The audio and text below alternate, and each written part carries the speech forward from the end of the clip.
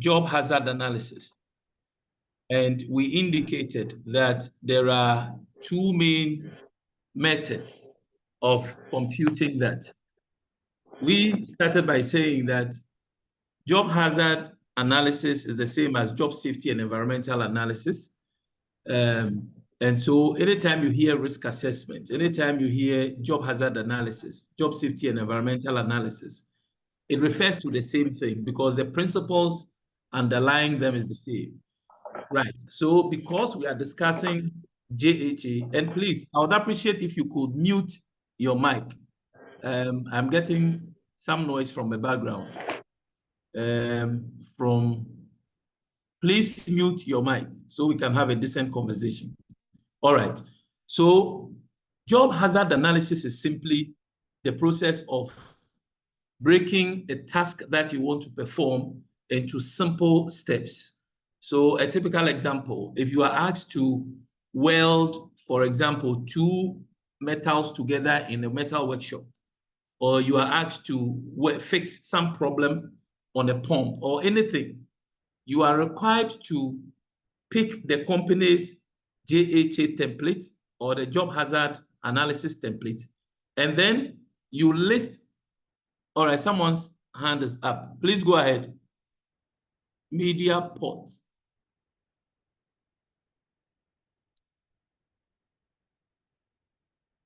Okay, the hand is gone down. All right, so if you are going to perform the task in a group or you are going to do it as an individual, it is important that the first thing you do is to break the task down into simple steps. What it simply means is, what are the procedures you are going to follow in performing the task or executing the task? Once you have listed all the steps, the next thing is to identify hazards for each of the steps you have listed. When you identify the hazards, then you evaluate the risk arising from the hazards you have listed. So if you list step 1, then you identify all the hazards that you are likely to encounter in performing step 1. Then you come to step 2. List step 2. List step 2, and then identify all the hazards you are likely to encounter whilst performing step 2. Then the next thing is to evaluate the risk arising from the various hazards you have listed.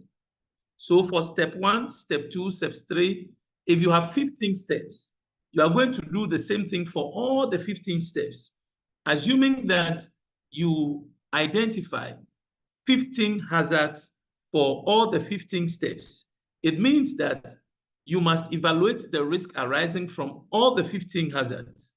Now, when you are done with that, it helps you to decide on the control measures to put in place. And because we want you to reduce the risk to the lowest level, we always emphasize that put in place an effective control measure. So yes, you have broken the task down into simple steps. You have identified all the hazards for each of the steps. You have evaluated the risk arising from the hazards, and you put in place effective control measures. And you remember, we keep saying that there are 5 hazard management methods or control methods. These are, number 1, the elimination method. Number 2, there is the substitution method. Number 3, there is the engineering method. Number 4, we have administrative method. And finally, the use of personal protective equipment. So all we are saying is that for each of those steps, you should be able to indicate the kind of control measures you would employ such that the work is done safely, where nobody is injured, or the equipment is not damaged, or the environment is not destroyed. So think through it carefully. And if you were doing it alone, then of course you complete the job hazard analysis template alone.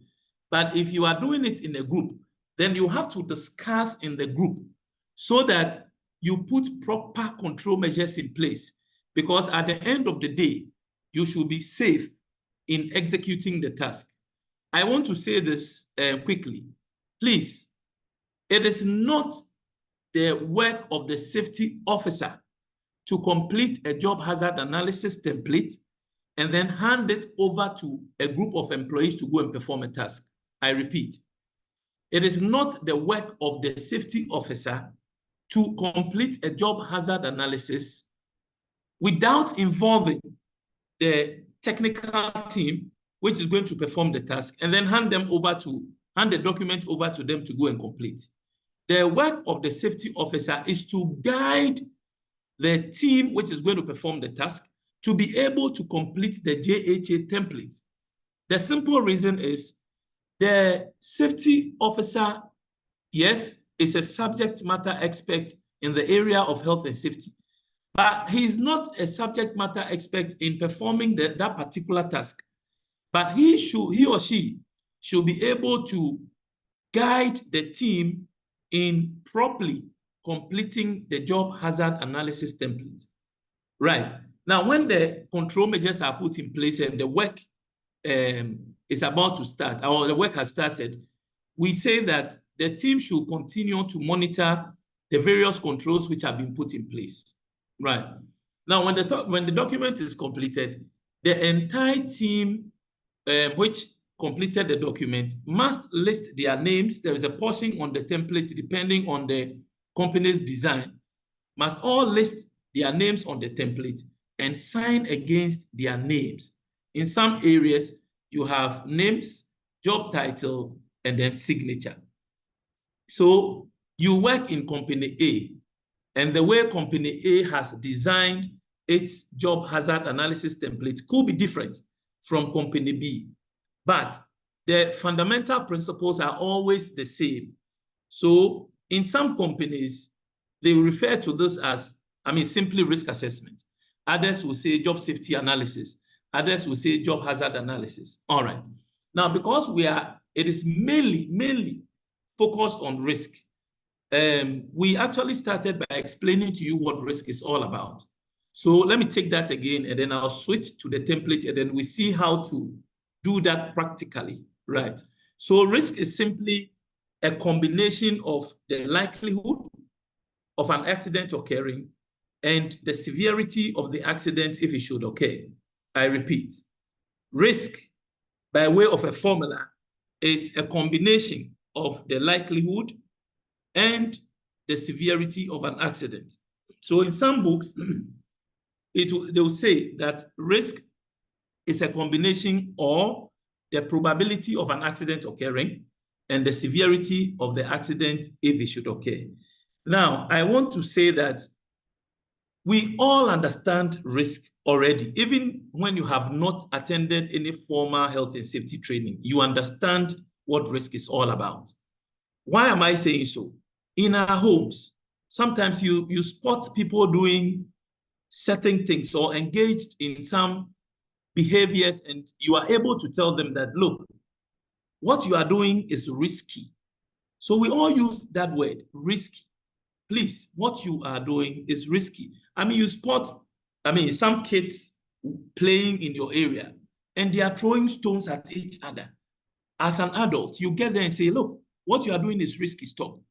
The reason why you are able to tell them that it is risky is simply because you know that in throwing the stone at each other, there is the probability that the stone can hurt somebody or hit someone.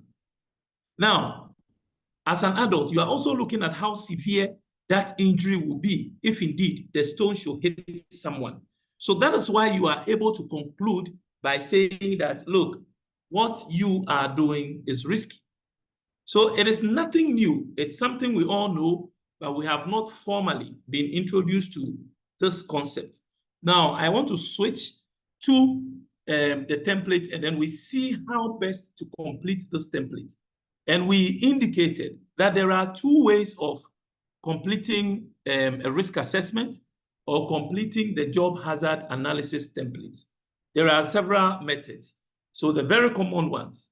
One, we have the qualitative risk assessment, And then we have the quantitative risk assessment. I repeat, there is the qualitative risk assessment and the quantitative risk assessment. So yesterday we started by looking at the qualitative risk assessment. I'm going to switch over to that. I'll share the template right now, and then we go through.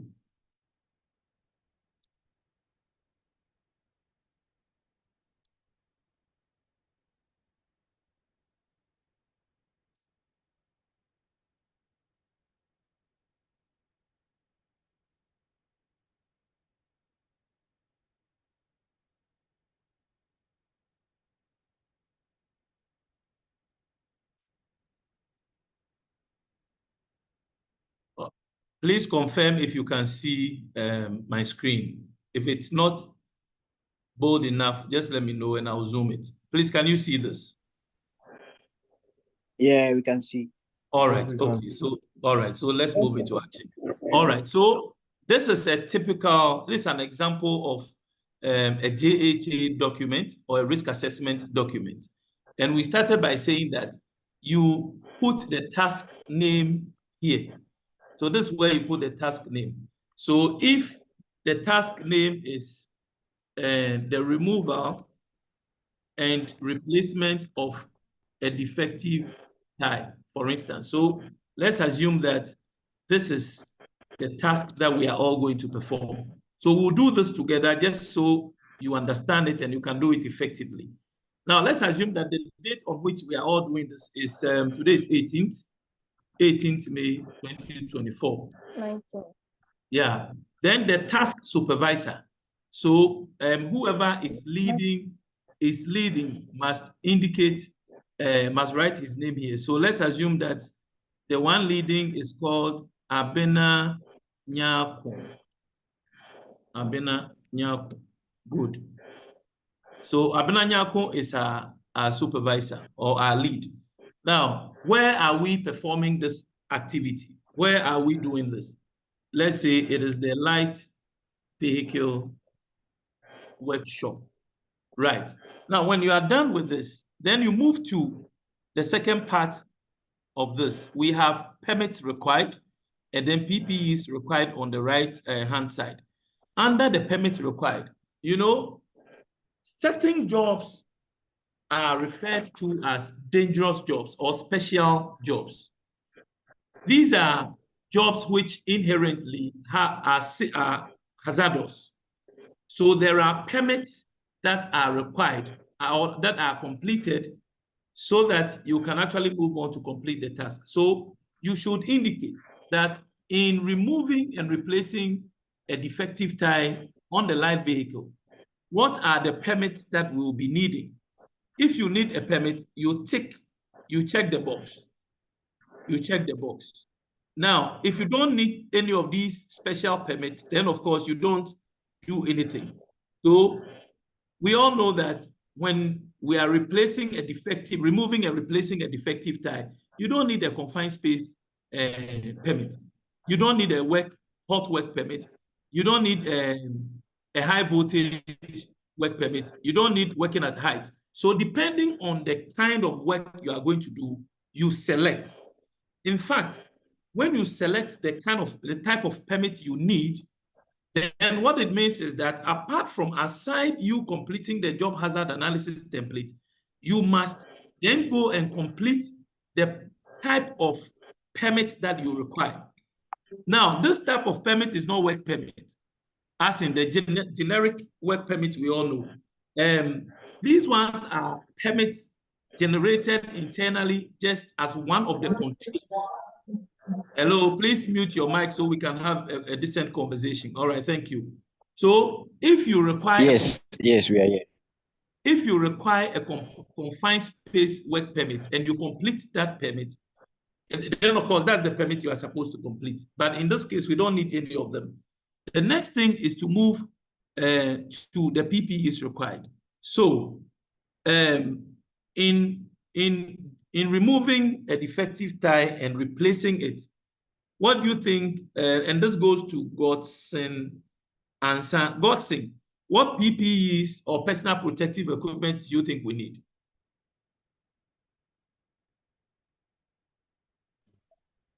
Please, the question again. My network is not really good. All right. So I'm asking that in removing, if we want to remove and then replace a defective tie, what personal protective equipment do you think we would need? I think we need gloves for starters. Okay, so gloves. What else? I think we'll also need marks in case there is dust residue on the ties. On the tie. So that's Yeah. mask. Okay, I've checked that. What else? And don't use the word I think. Be certain. Just go straight to the point. Certain. Okay. We'll need overall. Yes, we need overall. We'll need safety glasses. Yes. So let's assume that these are the personal protective equipment we'll need. All right. So if 5 of us are going to perform that task, we must do this. The next thing, now let's look at the risk matrix. The risk matrix is, it represents our definition of risk. And I want to take it again. Please pay attention to this because this is where the challenge, sometimes the challenge is. Right. Now, I told you that risk is a combination of the likelihood or the probability of an accident occurring and the severity of the accident if it should occur. Anytime you do that, you would arrive at a particular risk level. Now, the risk of you completing a particular task could be low, it could be medium, it could be high or extreme. So see where the cursor is hovering. And in fact, yesterday I shared the template in the group for those people who just joined us today. Let me quickly, in fact, one of you should just copy the template and share it in the group. I beg. Just copy what I shared yesterday. I mean, paste it in the group so they can also open. So please open the template in the group and follow the discussion. Now, if you look on this template, on your extreme right, we have interpretation. Those interpretations there, it's an interpretation to the color codes and the values in there. So you would see we have green, which is low. We have medium, which is, yellow, which is medium. Gold is high. And then red is extreme or catastrophic. Okay. Now, there are numberings in the boxes. Those numbers you see in there are known as the risk scores. They are known as the risk scores. And I'm telling you again that risk is a combination of the likelihood and severity of an accident. Now, with that understanding, let us go through our risk assessment. So I'll do this with Lawrence Ofori. Hello, Lawrence. Hello, Lawrence. Okay, I'll do this with Abena Nyakun. Hello, Abena.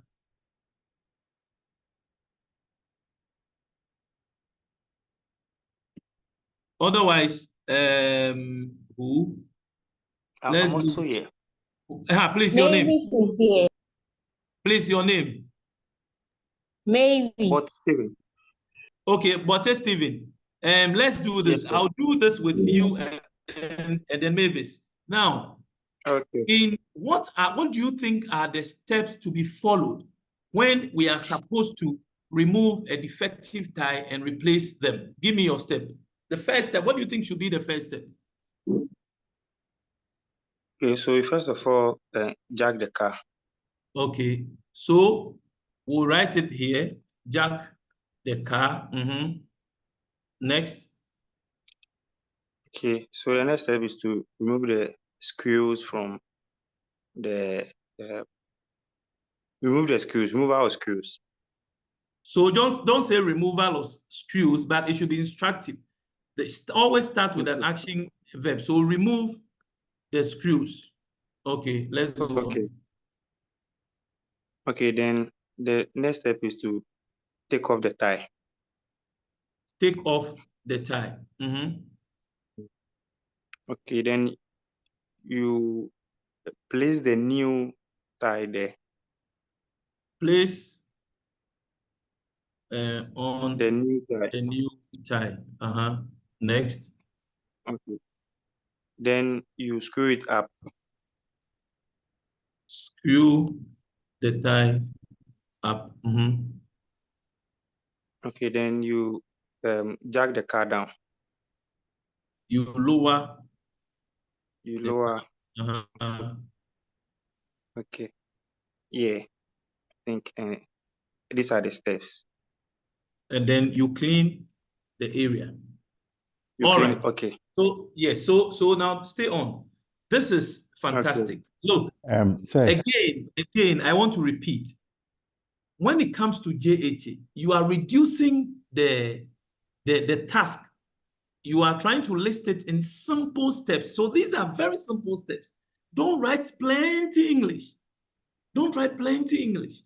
It says, jack the car, remove the screws, take off the defective, let me say defective tie. Defective tie. Place on the new tie, screw the tie up, lower the car, and then clean the area. Simple steps. Please, this is not English. Take your time and then write it well.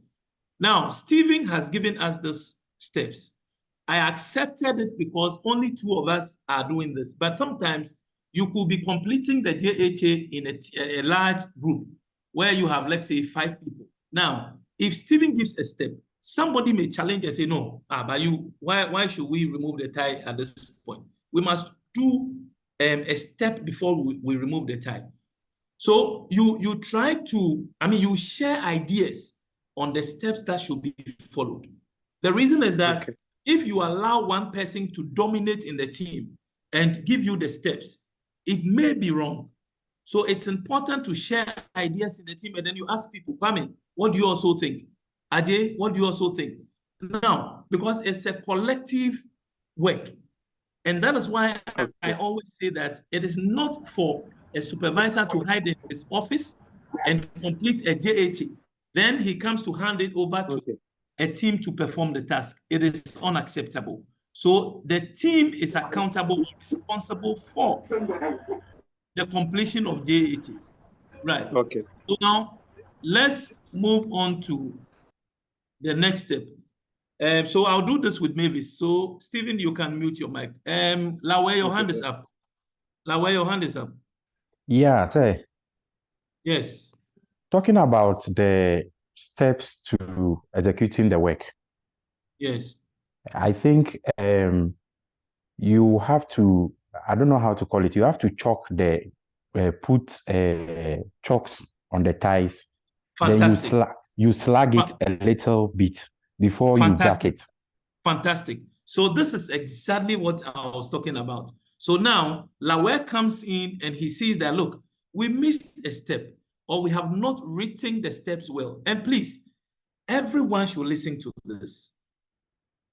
It is important to voice out and then to contribute. Otherwise, we follow a particular step and we'll kill ourselves, or we follow a particular process and we kill ourselves. Now, let me give you the reason. You'll remember I talked about the sources of hazards or stroke, the sources of accidents. And I said MIPS. Now, one of the P's was process. So if the process we are following is not well outlined, we end up killing ourselves. So Lawe, please come back and let's do this. Where do you think I should change? Where do I slot what?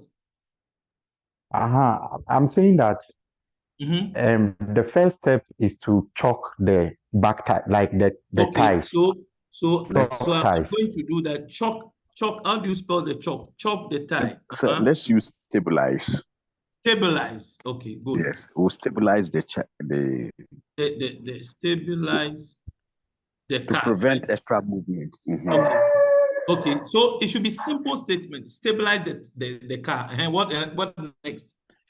Then if there is a wheel cap, we remove the wheel cap. Remove wheel cap. Remove the wheel caps. Then you slag the screws. Slag. Is this correct? Yes, that's the term I know it's used. Like you hit it small. The screw. Okay, let's go. I mean, let's assume. Yes. What else? Then you jack the car. Good. So I can now comfortably copy these ones. The rest. So I do. Good. Fantastic. Good. So let's assume this is correct so that we can move on. Abbas, please come in. Okay, sir. So Yeah. with this, I think the first step should be mobilizing our tools and equipment before you can stabilize the car or remove the wheel cap. Fantastic. So let me just say mobilize all tools and equipment. Let me do it this way. Good. So mobilize all tools and equipment. Stabilize the car. Remove the wheel caps. Slag the screw. Jack the car. Remove it. Okay, that's good. Now, just for the maybe the last question or contribution, and we move on because we want to be quick and look at the other one. Emmanuel Kwenu, go ahead. Okay. Good evening, sir. Good evening, boss. So when you lower the car, you have to check. Yeah, when you lower the car, you have to check the firmness of the screws. Thank you. Okay, so we have lower the car. Okay, good. So the last, but okay, this one. Lower the car, and then you said check. Sorry.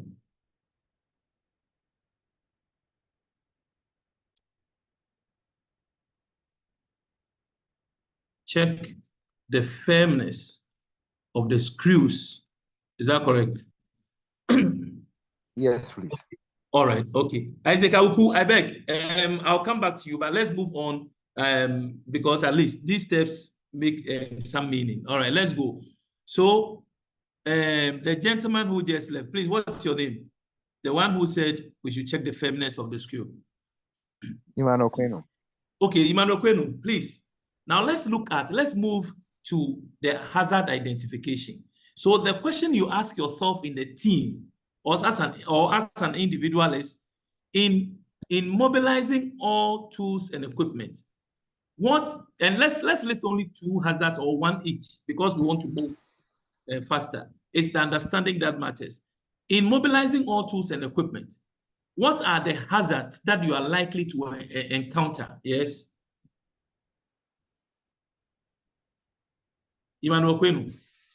Yes. What are the hazards you are likely to encounter whilst you perform the step which says mobilize all tools and equipment? Maybe tripping. Trip and fall. Yes, tripping and fall. Okay. Next, any other one, Abbas? Cuts. What do you mean by cuts? Assuming you are taking the tool from a bag or something. A So particular tool might. So what will cut you is what you should focus on. That is the hazard. So Sure. you say sharp objects. Sure. Or sharp tools. Okay, now it's okay. Let's just assume these are the only hazards we encounter. We are only assuming. Now, the next thing, and I want to move to Mavis. Hello, Mavis. Hello, Mavis. Otherwise, Abuaji. Hello. Yeah, Mavis, in stabilizing the car, what are the hazards that you are likely to encounter? Stabilizing the car. Yes. Okay. It In can fact, cause accidents. anyone who has an answer should put up his hand and then I'll call you so we can move a bit faster. Yes. Okay. Gladys, do you have anything for me? Emmanuel Nunu, go ahead. Okay, so good evening. In Good evening. stabilizing the car, the jack that it has been used to stabilize the car might easily slip off. So let's say jack failure. Let's just say jack failure. What else?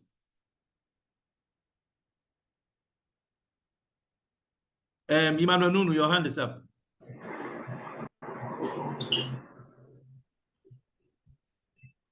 Desmond Akwesi, go ahead.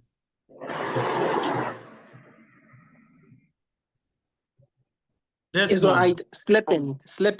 So slip. That's slipping of the car. But I Slip think and- we are getting something wrong here. When we are stabilizing the car, that's not about that.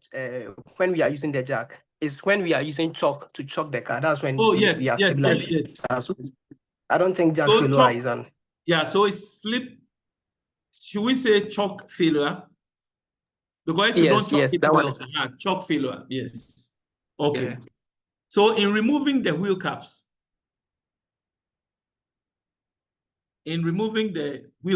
what are the hazards you are likely? Ata Ishen, go ahead.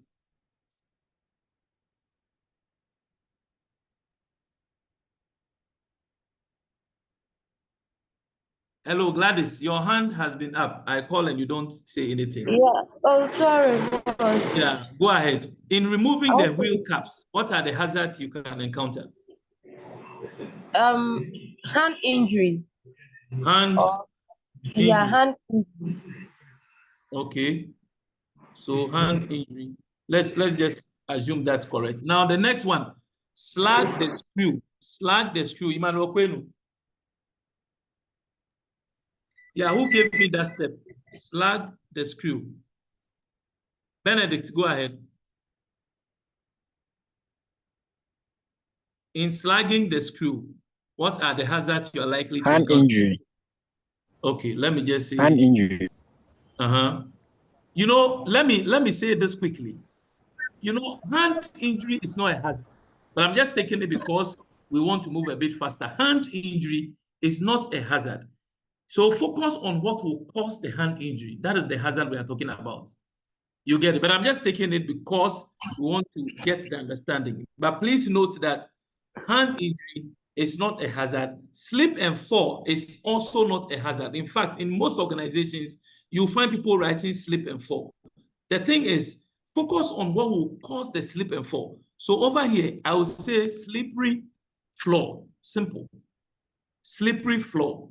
But again, I'm only taking it because I want us to move faster so we can get the concept this evening. So it is slippery floor and not slip and fall. Even with a trip and fall. Trip and fall is not a hazard. The question is, what will cause the trip and fall? But I mean, if we say we are going into all that, we wouldn't finish. Now, let's end it here. Hello. Yeah, go ahead. The hand injury, as you are saying, we can replace that with the spanner or the screwdriver failure. Okay, good. Screwdriver. But I hope you all get what I'm saying. It is what will cause that injury that you focus on. So screwdriver failure. What about slagging the screw? I think it's the same thing. It's the same thing, sir. I think it's jack injury. Should I say the jack injury? Kind of. No, do you use the jack in removing screw? Yes, the screws that. Sorry. Okay, is the that doesn't come screwdriver? there. Sorry. No, but Yeah, you don't use yeah. screwdriver. You don't use screwdriver. We use What's spanner. the name of it? Spanner. Okay. Wheel spanner, yeah. Wheel spanner. Yes. Wheel spanner. So again, and look. But spanner injury won't be a hazard, as you said earlier. Yeah. So you don't worry. Again, let me quickly chip in this. You see that people are coming up with ideas and some are challenging what others are saying. Look, that is exactly how these things are done. So that at the end of the day, we all do it and do it well. So that is why when you are leading the team, you encourage them to also speak. Let's assume that I am the safety expert. I do not know the steps that should be followed in completing this. So once I'm leading the team should come up with ideas and then we all do this together. Now, I want us to end with only these 4 steps and then we move on to the risk matrix. Now, we are now we have listed the steps, we have identified the hazards. Now we are coming to evaluate the risk arising from these hazards. We are coming to evaluate or assess the risk arising from these hazards. Now, let's look at the first one.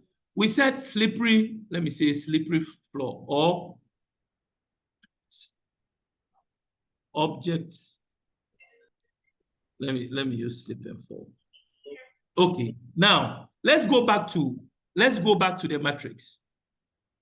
And please follow me. I said risk is a combination of the likelihood. So this is the likelihood. And you see in this template, you've been given a range of likelihoods or a range of probability. We have rare, we have unlikely, we have possible, we have likely, and then we also have almost certain. I repeat, there are the range of probabilities have been given to you. It is either rare, unlikely, possible, likely, or almost certain. All right, now let's keep it there. Now, when you come to the severity, so see where the cursor is. You can see severity of the incident if it should occur. Now, the severity has also been described. So we have insignificant, minor, moderate, major, and catastrophic. I want to repeat this. This, on the left-hand side where the cursor is, you have descriptors for the severity. It could be insignificant, it could be minor, it could be moderate, it could be major. Please mute your mic so we can all follow. Or catastrophic. Going back to the likelihood, I'm saying that you have a range of likelihood or probabilities. We have rare, unlikely, possible, likely, or almost certain. So, Mr. Kwenu. Hello, Mr. Kwenu. Yes, sir. All right, so Mr. Kwenu, my question to you is, let's go to the first step. Mobilize all tools and equipment. So if we come to the risk matrix, my question to you is, in the process of you mobilizing the tools and equipment, what is the probability that an accident can occur or an injury can occur? Is it rare? Is it unlikely? Is it possible? Is it likely or almost certain? I'll say likely. It is likely. Did you say likely? Yes, please. Okay, and please don't put off your mic. I'm doing this with you so the others can follow. Now, the moment you say likely, if you look under likely, there are a list of figures or a number of risk scores. Can you please mention them to me? So I can see 4, 9, 14. Then 18. Should I zoom it? You can actually zoom it from your end. Okay. So if it's a touch screen, just zoom it. You can see. You can do it. Have you been able to do that? Yes, and 24.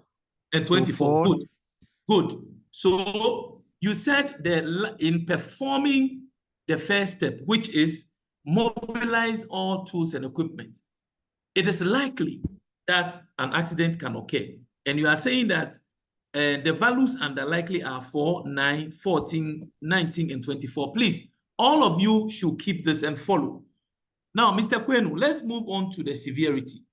Once you are saying it is likely that an accident or injury can occur, my question to you is, if the injury should occur, what will be the severity of the injury or the accident? Is it going to be, will it be insignificant, minor, moderate, major, or catastrophic? Moderate. Moderate, good. Then also, if you look at moderate, there are figures that aligns with moderate. Please mention those figures for me. So we have 11, 12, 13, 14, 15. Very good. Okay.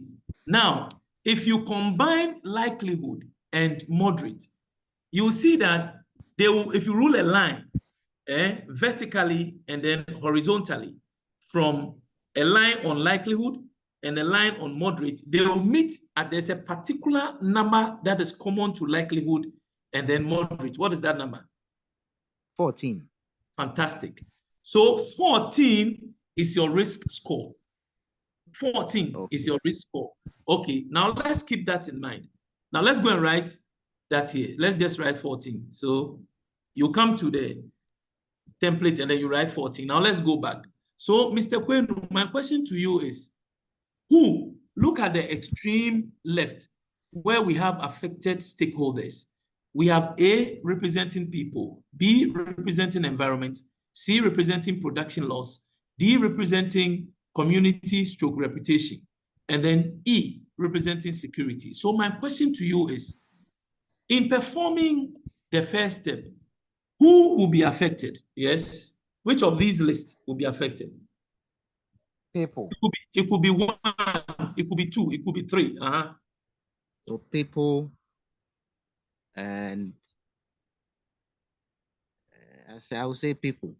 People. Okay, fantastic. It's okay. So you go back and then you write A14. Simple. A14. Now, this number 14, right? Let me make it big.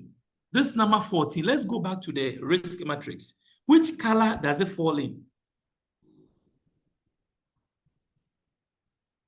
Looking at the matrix, which color? It's the Quenu. Yes, sir. Which color does the 14 fall in? It falls within a particular color. What is the color for 14? High. Come again. High. No. I'm talking about color. Gold. Good. Now, what is the interpretation of gold? Moderate. The interpretation to the gold, the color gold. What is the High. Good, high. High. So, good. It is high. Now, because you know that you arrived at an initial risk score of 14, which is high, the next question is, what must you do, or what control measures must you put in place so that the hazard you have identified doesn't lead to any accident, any injuries, and all that? So what control measure would you put in place? Yes, go ahead, Mr. Kwenu.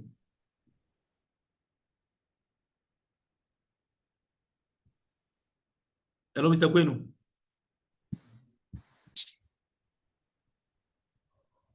So, no, come again. Wearing of safety boots. So you say wear the appropriate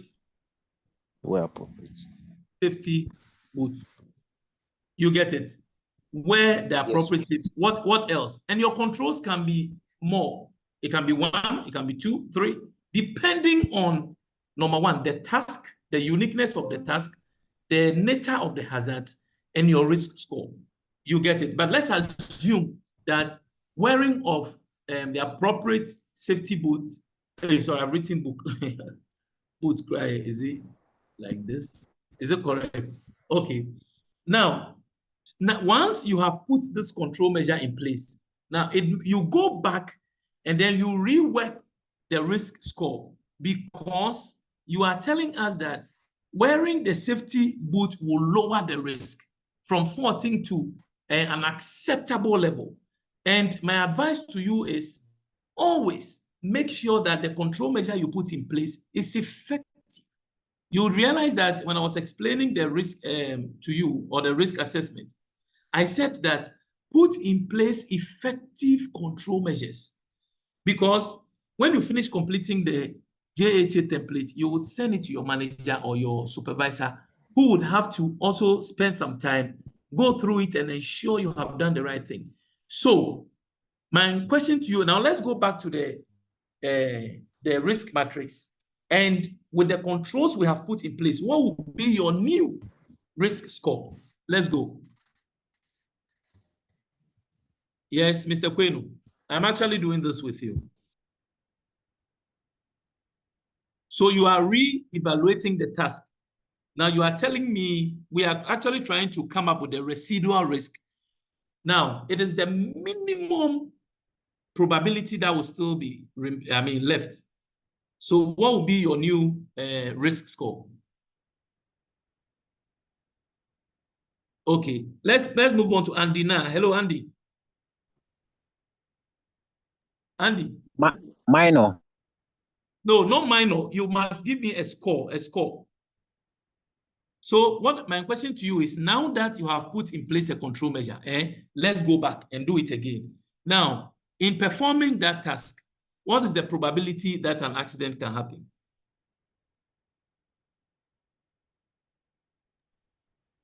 Hello, sir. Please, I want to come in. Yeah, please come in, Richard. Okay, so I will choose the likelihood to be unlikely and then the severity, either minor or insignificant. No, pick one. Okay, so unlikely and then minor. Good. Now, if you select unlikely, what are your range of risk scores? Mention them for me. 2, 7, 12, 17, and 22. What would be the values that aligns with minor? 6, 7, 8, 9, and 10. So what would be your risk score? 7, sir. 7. And then who would that affect? Still people. Still people. So you go back to the sheet and then you write A4. Did we get 4? We got 4, right? We got 7. 7. Okay, so A7. Now watch this. Let's go back to the table. What color does the 7 fall within? Green. Green. Good. Now, what is the description for green? Medium. No. Low. It's low. Focus on the color. Focus on the color. So now that, look, initially when you did your, you evaluated your risk, you arrived at a risk score of 14, which was medium. Now, sorry, which was high. So it means that in performing that task without any control, there is a higher probability of you hurting yourself. And the outcome will be serious. Now, you have put in place an effective control measure. So when you go back to perform the same task, because you have put in place an effective control measure, the risk level has dropped from high and it is now low. Because to you and your team, you think that you have put in place an effective control measure. So the 7, the value 7 is what we refer to as the residual risk. The residual risk. The value 14, let's say the residual risk score. The value 14 is the inherent risk that Wilfred spoke about yesterday. So this is the difference. So the risk that you arrive at when there was no control, that is inherent. Now, when you put a control in place, that little chance, that small likelihood that still something can happen is the A7. Very, very simple. So you do same for all the 15 tasks. And in fact, I'll mention your name. I'll call 3 people to do this. I'll not ask you any question at all. Just educate us. So you start from the risk score, you tell us the control, and then your residual risk. Anybody who wants to try this, you can put your hand up and I'll call you. And please, as I indicated, we are monitoring contributions, questions, and all that active participation within the team. And these are some of the things we use in giving out the awards. The upcoming 7th cohort graduation, we have 39 people winning awards. So please participate fully so that when that time comes, you don't say you've been cheated. And look, we have 19 training coordinators who are monitoring our conversations. So it is scientific when we say we are giving somebody the overall best student and all. So if you hide there and you don't talk, that's your own baby. All right, so who want to try? Only the second step. Yeah, sir, before that, I think the first step, we made mention of hazards being sharp objects. So to get the most effective control, I think we should add wear appropriate safety gloves. Okay, where you mean which one are you doing? Is it the second step? Before the second step, the first step, we made mention of potential hazard being sharp objects. So to get the most effective control, I think we should add the goggles. The gloves. Okay, good. So wear the appropriate gloves. Yeah. Because you can't go and wear surgical gloves. All right. So do you want to try this? Okay. Okay, who wants to try? Richard Doe. Hello, Richard. Hello, sir. Yeah. Yes, let's go. Fire. The second step. Okay, so for the second step, the task is stabilize the car. Mm-hmm. And we had our potential hazard to be chalk failure or slippery floor. Good. So now, sir, please can you go to the metrics table for me? So now we want to evaluate our risk score for chalk failure and then slippery floor. So the likelihood that an accident will happen because of a slippery floor, I'll take the likelihood to be possible. Okay. So the severity for slippery. Tell us that when you do that, tell us, because we are all learning, tell us the values under possible so that people can follow. Okay, so the possibility that when you are chalking the car, you will fall. I'll choose the likelihood to be unlikely. Because it will be unlikely. And then for the values of unlikely, we have 2, 7, 12, 17, and 22. Okay. Now for the severity of a fall happening, I think it will be insignificant considering the tools that we are going to use and then the manner in which the fall is going to occur. The severity might be insignificant.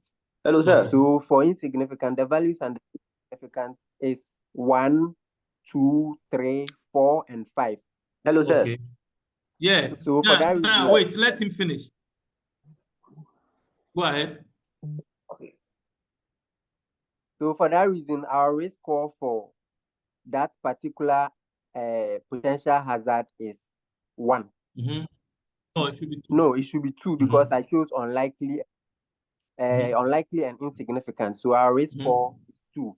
Who would it affect? Add that. Yes. So please let. Who would that affect? Again. On the left. Okay. The yes, affected stakeholders. It should be people. So our risk score is A2. A2. Good. All right. So let's move on to the control measures. Yes. So for chalk failure, I don't know the particular tool or material we are going to use for the chalk, but for slippery floor, I think what you do is just to locate a floor that is not slippery, and then you take your action over there. No. The floor is slippery. You can't change the floor.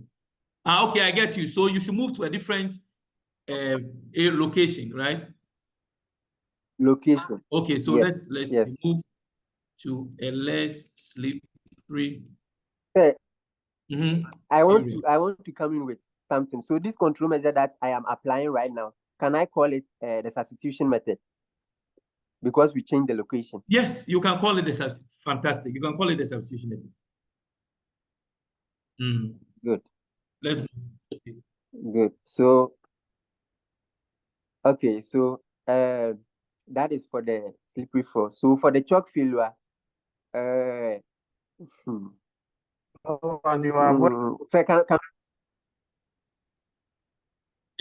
can we use the avoiding the one? So avoid slope.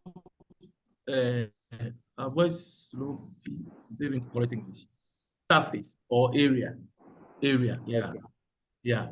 Okay. So what will be your risk score? Sorry, residual risk score. So can we go back to the metrics?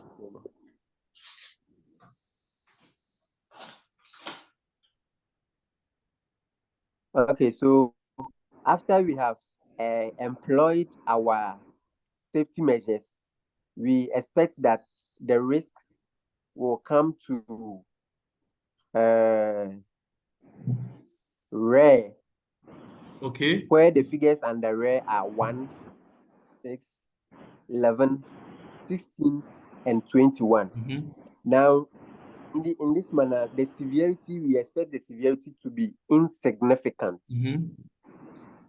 So the figures under insignificant are also 1, 2, 3, 4, and 5. And then this same action we are expecting to affect people. Okay. So your which risk is score, A. your residual risk score will be A1. fantastic.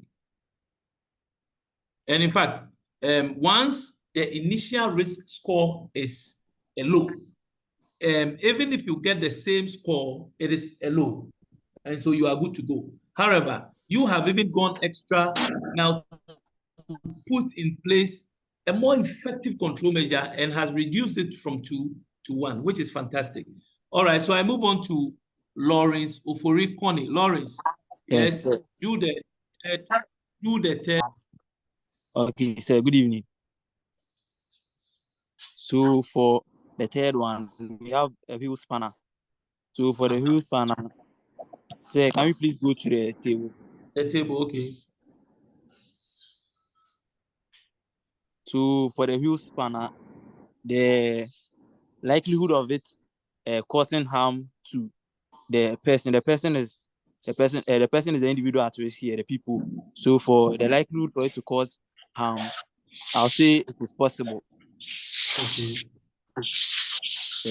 And for the severity, I'll say minor. Okay. Yes. So for possible, the figures there we have 3, 8, 13, 18, and 23. And for the severity, 8 being minor, the figures there we have 6, 7, 8, 9, and 10. So across we have 8. And the affected stakeholders is the people. So we have A8. A8. That will be your Yes. initial risk score. Yes, that will be the initial risk score. What controls would you put in place? The controls are put in places to the wearing of appropriate safety gloves. So put it well, put it right. Don't say the wearing of, how would you wear appropriate safety gloves. Okay, so wear the appropriate safety gloves. What else? Yeah, for the wheel span, I think it can cause harm to the individual's hand. So that's what I have. Okay, so now let's move on to the residual risk. Okay, so can you please scroll up? Okay. Yeah, so for the residual risk, I would say after implementing the control measure, the likelihood of it occurring will be unlikely. Okay. And then the severity will be insignificant. And the affected stakeholders is the people. So now the residual risk will be A2. Great, fantastic, A2. All right, so the last step, Benedict, your hand is up. Benedict.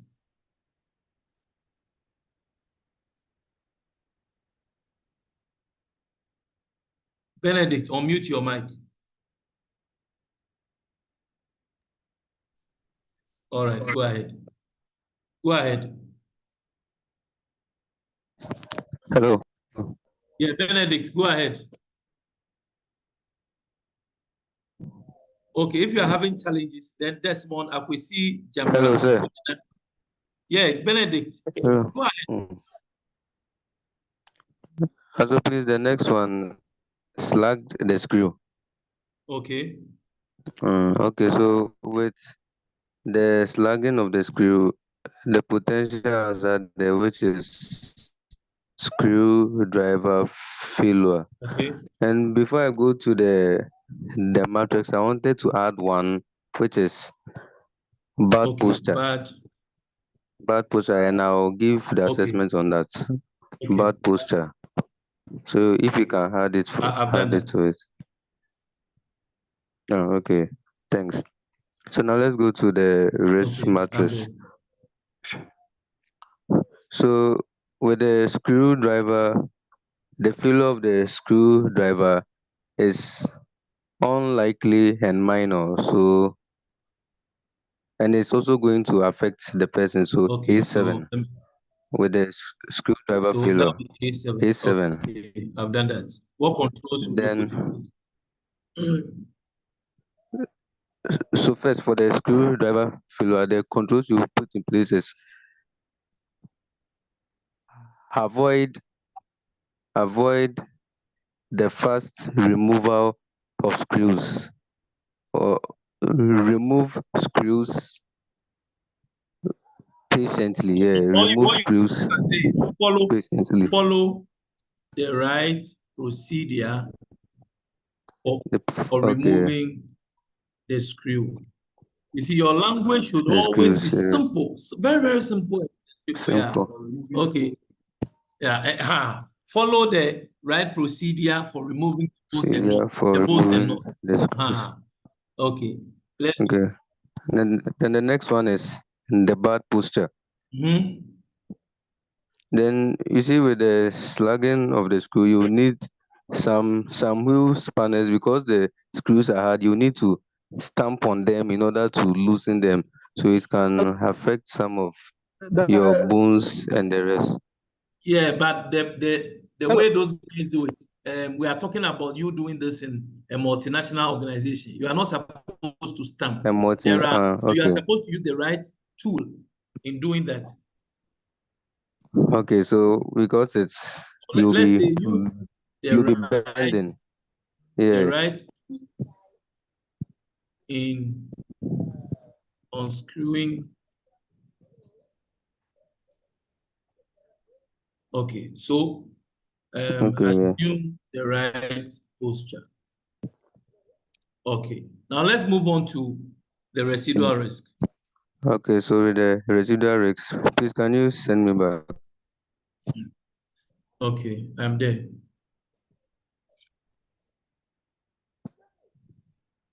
The risk matrix, yeah. And so with the residual risk, after all this effective control measures has been put in place, I'm confident that it will reduce the risk to unlikely and insignificant, which is A2. So A2. 2. Yeah. Good. Thank you very much. Now stay on. So let's assume that we have done this for all the 12 steps. So the next thing is to write our names. Emmanuel Kwenu, Abbas, J Studios, Desmond, Akwesi, Benedict, Ogidi Ba. I mean, you write your names here. Then in some areas, it is actually job, let me see, job title. And then here it could be signature. Now, the reason why I've taken off the date is that we already have the date on the first page, So I've taken off the date. So when you are done with this, then you go to the very last page, and they are asking for the overall risk weighting or the overall risk score. I mean, you can call it so. Now, what is it? It is determined by the highest single residual risk weighting of all the tasks. Now, you go back to the table and then you look through the list of residual risk scores, then you pick the highest. So my question to Andy now. Hello, Andy. I can hear you. Yeah, what is the residual risk score based on the explanation I've given? All right, so from the table, the highest is the A7. A7. So you copy the A7 and then you come and put the value here. You see? Now, if this value, you see that the interpretations are still here. And you and I know that A7 fell in which of the color codes? Green. Green. So the moment the supervisor scrolls down and gets here, what you are simply saying is that the overall task, which was very dangerous. Now let's go to the table. Good. Let's look at the initial risk score. What is the highest initial risk score? A14. A14. Okay. Now, in which of the color codes did A14 fall? Gold. Gold. Now, what is the interpretation of gold? High. So the job which was initially high has been reduced to low.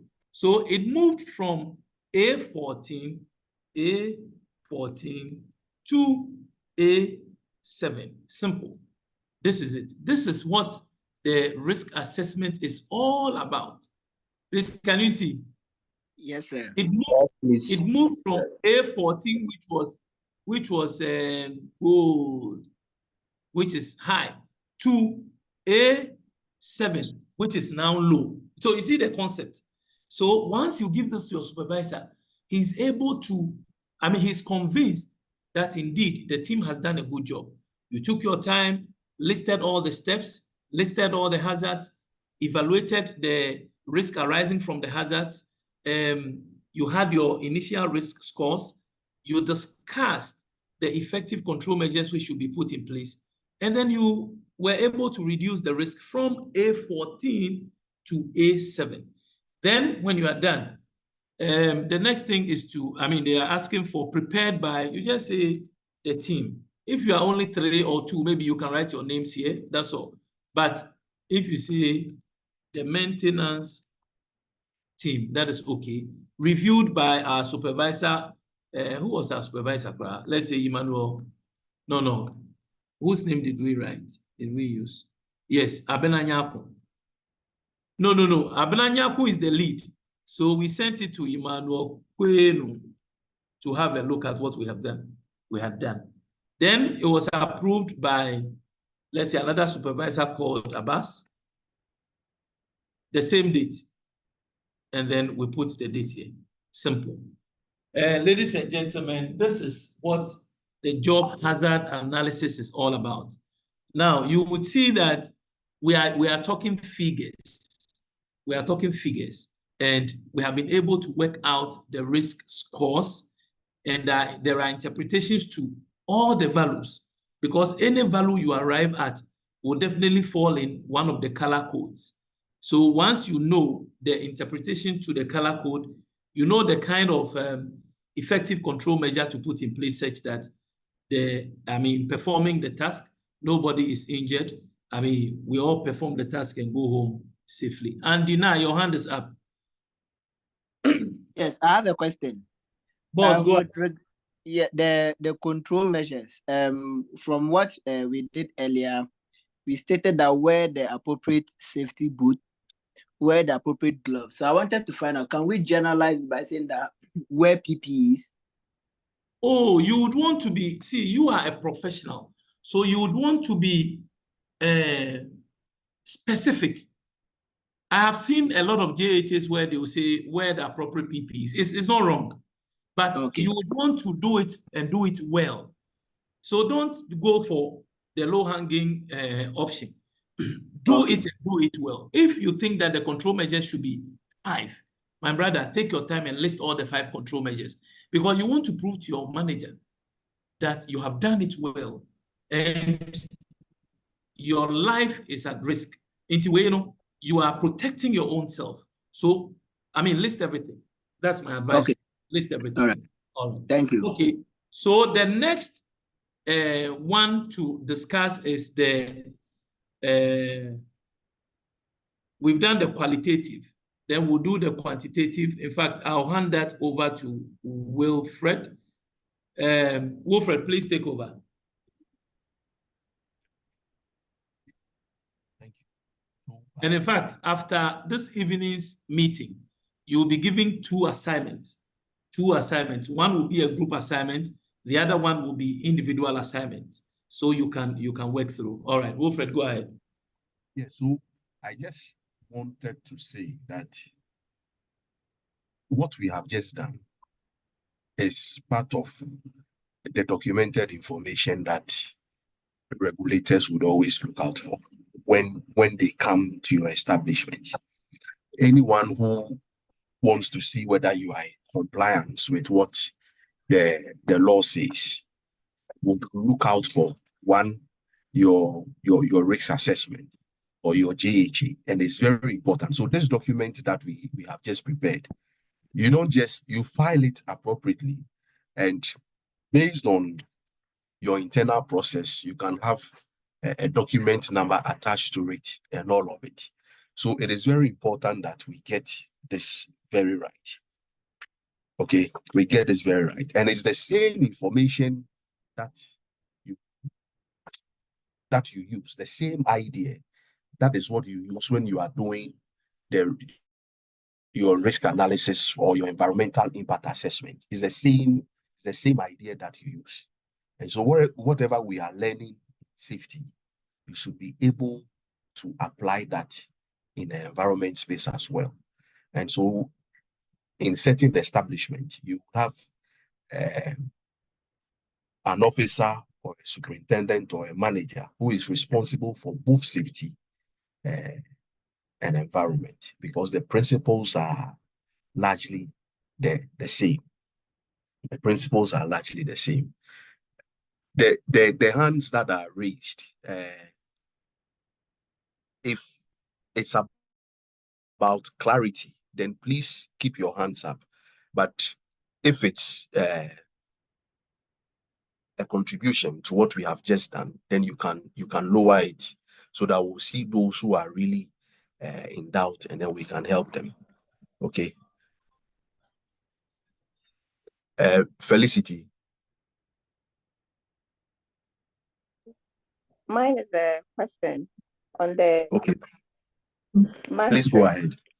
Go ahead. I saw that there was a certain kind of arrangement. Can it be interchanged or it's a fixed something? Certain kind of arrangement with respect to That's the significance, insignificance, the word. Can the positions be interchanged or it has to be as it is? it must follow. It's logical. It's a logical flow, so it must follow. You cannot say minor, moderate. Ascending order or descending. Exactly. But you see, once you are putting, if you reverse the trend, then it means that you are going to mess the matrix up. So if you have catastrophic, where you are supposed to put insignificant, and then you are matching it with rare, it would not make sense. Sure. Yes. So you maintain the order. That's the logical order. Thank you. Thank you. So Benedict, what's the question? Hello. Yes. Please, I'm still having a little problem with the risk, the JJ. So, if you have, let's say, two risks that you have identified, to a particular task, and you have provided about three control measures. Let's say I and I. So how will the one going to review know that the first one is for, let's say, the first risk that you wrote, and the second one is for the or the one reading should know from the reading, or there is an indication that you should put there that this one is for, let's say, the screw spanner, and the second one is for the bad posture, and the third one is for, like, I want to know if there is any indication you should put there, because if you just write the control measures over there, I and and the risk 2 are 2, so how will we know which of the control measures are for which of the risk that we have provided? So if you put a potential hazard there, and then you give it your risk score, your potential hazard associated with the tax can be more than one. If it is more than one, it makes sense for you to number it as A, B, C, D, E, F, whichever way you would want to number it. The risk score would also be the same. Now, when you come to the control measure, if you have a potential hazard as A, then when you are numbering the control measure similarly must be A, which would align with the potential hazard that you stated there. Then you come to B, which should also align with the potential hazard that you have stated. Are we together? Yes, sir. Yeah. So when it comes to your bulleting or your numbering, it is left to you how you would want to design it for it to make sense. But you must ensure that your potential hazards maps onto your risk score, maps onto your control measure, and maps onto your residual score as well.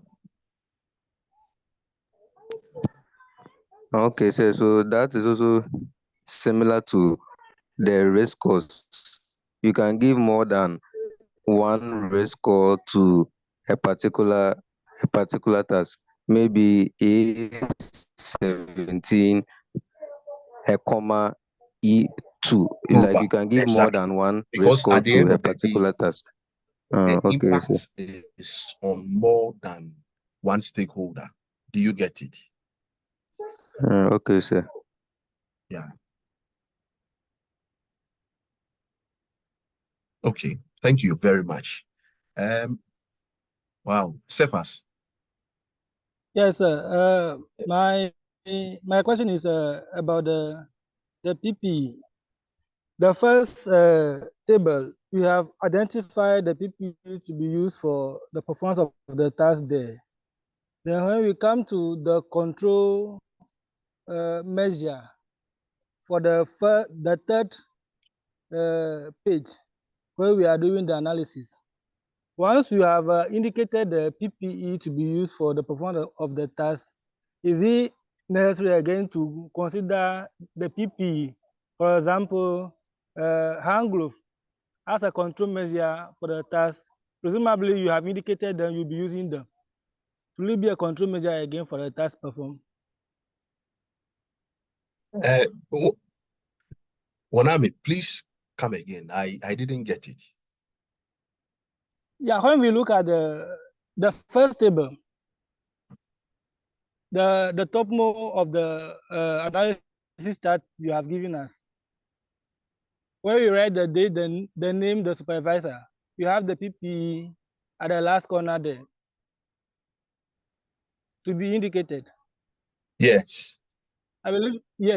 PPE and required. I'm saying Yeah. that PPE required. Yeah, exactly that. You have indicated that by selecting that you be using those PPE for the task to be performed. Now, when we come to the performance of the task, once you are using the PPE, should we consider the PPE as a control measure for the task again? Yes. So if you realize yesterday, what I said was that in completing the matrix, leave out the PPEs that will be required, because if you select the PPEs without knowing the right PPEs that you'll be using for the control, you may get it wrong. And so after you have finished with the tax breakdown and you are done with your hazard identification and identification of control measures and all of that, then you'll be able to identify the PPEs that you need. Then you check that box. Are you with me? Yes, sir. Yes, then you check that box. Thank you, sir. Any other PPE that is not listed, you put it there at others. Okay, sir. All right. Gertrude, how may I help you? Good evening, sir. Good evening. Please, I want to find out. Assuming we are able to get more than one control to a particular task, are we supposed to arrange it in order of the control hierarchy, or you can just mix it up? So you would realize that the control measure is tied to a specific tax. So if, for instance, you have tax 1 and the control measure is substitution, or let's say the control measure is training of employees. You write it there.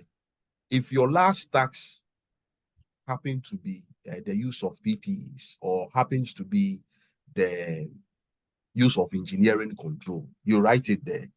Now, you don't need to arrange the control measures in an ascending or descending order or in order of the hierarchy. However, what you need to pay attention to is that the measure should be effective. And so we are asking the question that the reasonable person would ask, that this job that I'm performing and this control measure that I have identified, is that the best control that we can use for this job? Is there a more effective control that we can use? Or given the circumstances that we find ourselves, this is the best that we can have. Once you are convinced that it is the best control measure you can use, you proceed. All right. Okay, but I think I am asking because let's just say having the residual risk in mind, we realize that there's a particular task that no matter what we do, we will still encounter challenges even after we have provided our most effective um, control. And then maybe want to provision for another control, like maybe drafting a procedure for the workers to follow. So you realize that for a particular task like welding, maybe we have the most effective control, and then we probably want to make room for the residual risk. So we have two controls for just welding activity. Can we put the procedure before maybe evacuating the place during welding activities, or you can just write it anyhow? And it makes sense once given the explanation you have, it makes sense if you can arrange it in the hierarchy, but then there are no hard and fast rules about that. Okay. Okay, thank you very much. Yeah. Okay. Abraham, Abi. Yes, sir. Thank you so much. I wanted to find out, Yes, I'm listening to you. in submitting your job hazard analysis, does it mean that after submitting your job hazard analysis, your work permit can be issued now?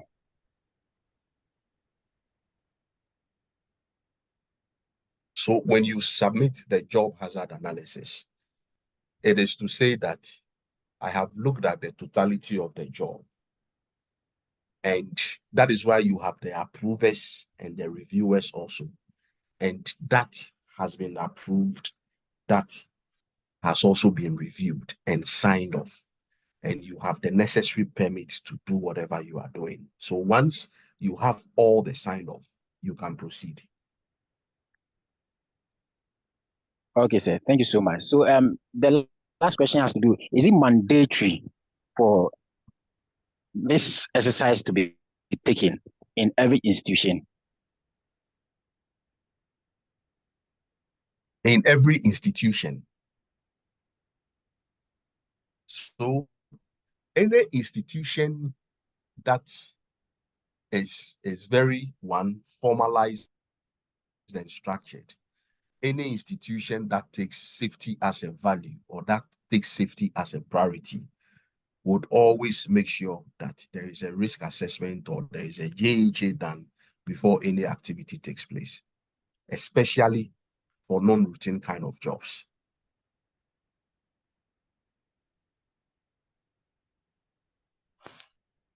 Have I answered you, Mr. Abe? Yes, please, sir. Thank you. Maybe you can put it into context. Is there an institution you are working in where you don't see this being practiced? We can learn from. Yes. Actually, we encountered it, during COVID. When COVID came, we found ourselves, it's very hectic because I'm one person who prioritize my safety and health. But I could see that most of the things are not well structured, such that you have nothing to say than to compromise yourself. That's why last 2 weeks I asked if you can compromise about your health and safety, and I got the indication that no.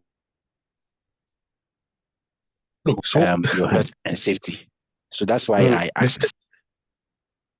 Mr. Abe, you see, sometimes in your zeal to actually impress and get some of these things done, what happens is that you put yourself in the line of fire, or you put yourself in harm's way. And the same people that you were trying to protect, okay, the same people that you were trying to protect would give you out when there is an issue. Are we together? Are we together? Yes, please. Yes. So at all times, please make sure that you are doing the right thing. Are we together? Yes, please. Yes, please. Yes. So please, all or most organizations will have their policies and their standard, and they also have their values. When you go into any organization, look out for this document. Look out for how these are implemented, especially when it comes to conversations on health and safety. Never compromise on your safety. Never compromise on your safety, because you will not have a second life to explain why you did what you did. You won't have a second life to explain why you did what you did. And so that is to say that that particular activity that you are going to engage in, if that takes your life away, you are gone. You are gone. And there are people who have been left with permanent scars, permanent fracture, all because you see, oh, mommy. And you know that when you are supposed to work at height, there is a standard you are supposed to follow. There was no ladder. And the organization said, oh, and then you also, because you want to be Captain Planet, you went for those chairs and arranged them. And before you realize, you come down crumbling. Because of that, you have a permanent fracture. Because of that, your limb. Because of that, issues with your ankle and all of that. All because you didn't follow the procedure. So please, if you are in an institution and you insist on getting the right things done and you are facing a lot of resistance, then please have an exit plan. Okay, have an exit plan. Especially if you are a safety person, you are the safety officer, you are the safety professional there, and the organization is not taking your advice, then you need to have an exit plan. Because look, when the regulators come very hard, they will put the blame squarely on you, the safety professional who is responsible.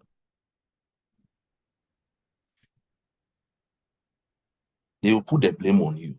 So please, let's just ensure that we carry out the job, we carry out the task in accordance with best practice and in accordance with what the company policies and standards also enshrine. Okay. Yes, Godfred Ajepon. Okay, sir, please, for the risk score, yesterday you used P to represent people. Correct. But I think today, Sir Gideon used A to represent people. So I'm asking whether they are similar.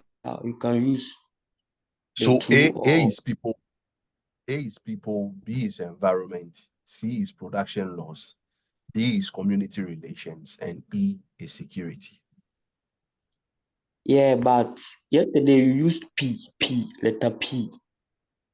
To represent people. Yes, please. Yes. So when you want to indicate your stakeholder, just go by the standard. Just let's be uniform. Use A for people, use B for environment, use C for production loss, and so on and so forth. Okay. Okay, sir. Thank you. We'll have that consistency. Thank you. Desmond. Yes, Desmond. Okay, so mine has to do with when we have, let's say, one task and the potential hazard, it is affecting two different things, like, let's say, people and also the environment. Mm-hmm. You see, the analysis we did, it was only affecting people. So we had our overall risk score to be an only A, let's say an A2. But when we are having maybe it's having effects on the environment to, let's say, a B2, that's to be the let me say the residual risk we had for the, yeah.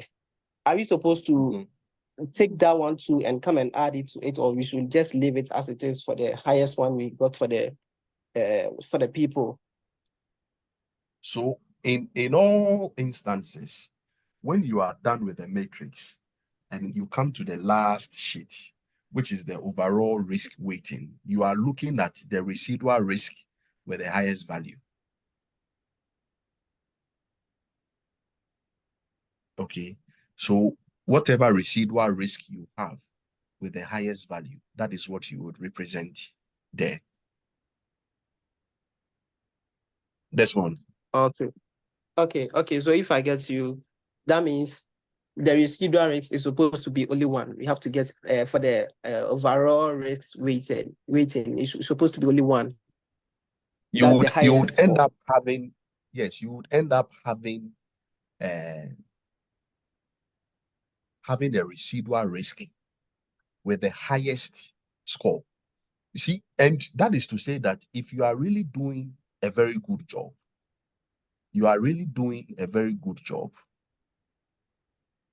under no circumstance should your residual risk even be extreme. If the residual risk is extreme, then that should give you a cause to look at your JHA again. Are we together? It should give you a cause. So the reason why I was asking is because one hazard affecting people and also affecting the environment. Is it? I think they are like two different things that we can't mix with, or that's what I was thinking. You can't mix, but they won't have the same rating. Would they be having the same rating? No, please. Not sure. Exactly. So if they don't have the same rating, it means that when you apply your control measure, your residual risk would also not have the same weighting. But in the final analysis, we are picking up the residual risk with the highest value. That's all. All right. Thank you. Okay. Wolanyo Azamela. Please, regarding with what Brother Desmond have just said, it means that for the risk score, only the highest risk score can be recorded, even when it is applicable to people and then the environment. Hello. Wolanyo,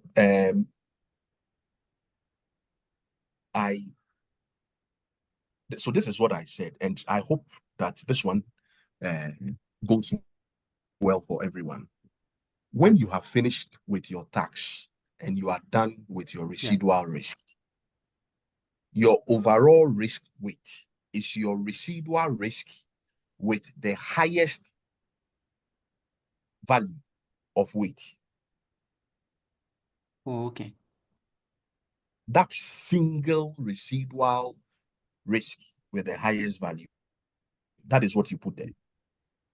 Okay. Unless you want to say that in this instance, you have A and B, let's say A5, B5 being the highest. If that is what you also have, bring it there. Value A5, B5. Where does 5 put you? 5 will definitely put you as low. And so you just bring it there and then you are done. Okay? Okay, Doc. Yes. So that Well value taken, that value that you see, the indicator would be on the stakeholder. In other words, we are saying that which of your stakeholders would have the highest form of residual risk. Great. And then you put that there.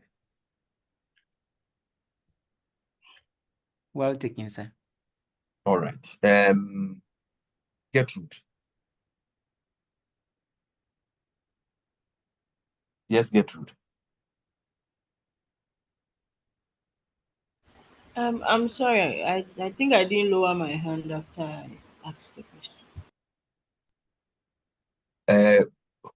Ogidiba. We want to hear you. Do you understand all that we are doing?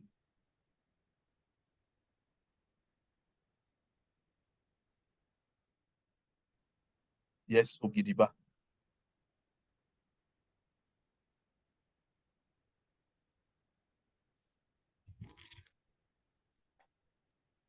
Yes, I understand. Hello, good evening. Hi, good evening, Ogidiba. Yes, What are you taking away? What is your general understanding of all that we have done?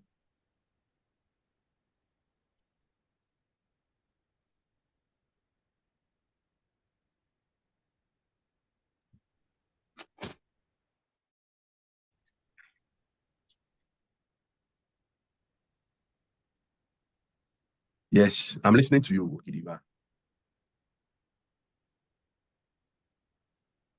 Hello. Yes.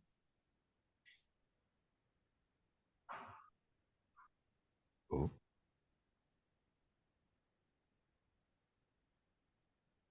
We want to hear you. We really want to hear you.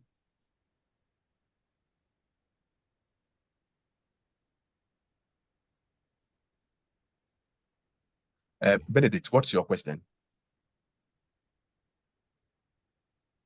Oh, I'm lost.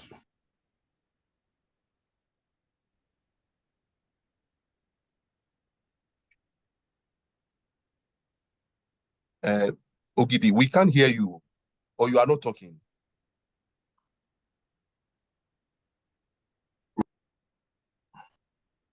Hello.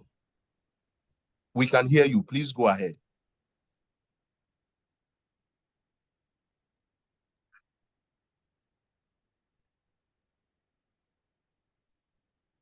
Oh. No problem. Let's proceed. Benedict, what's your question? Hello, sir. Yes.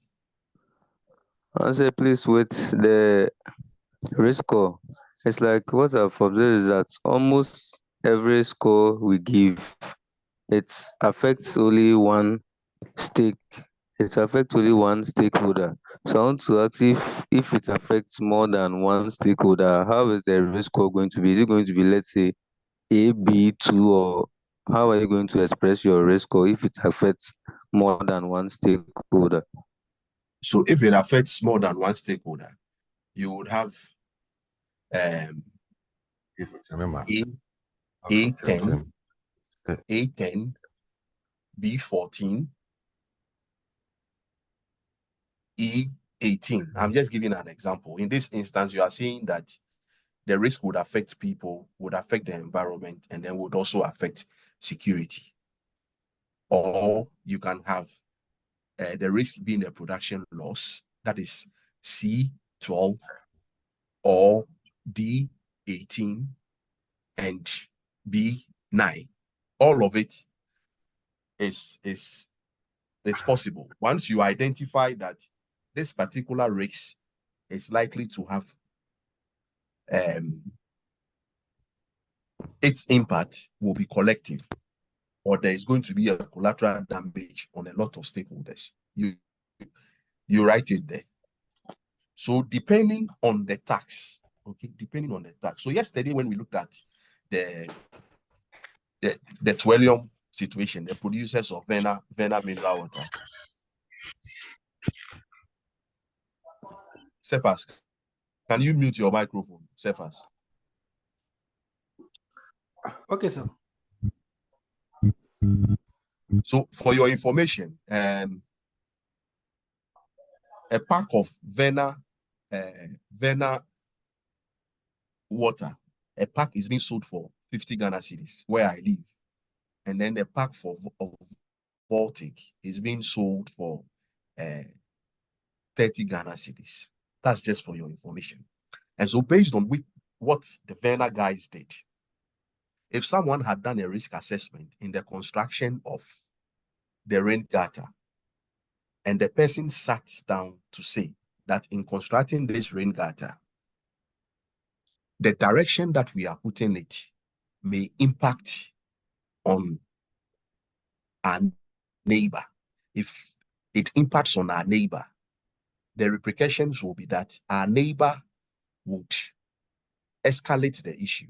When the issue is escalated, we are going to face a backlash from the public. There again, what you have realized is that the risk associated with establishing the rain gutter, if not well managed, will affect your production, would also affect your reputation, and then would also affect your environment. Okay, so that particular act alone, construction of rain gutter, direction of the rain gutter, that direction can have impact on production, can have impact on stakeholders, and can also have impact on the community. Okay, now when you are coming up with a tax, don't be petty.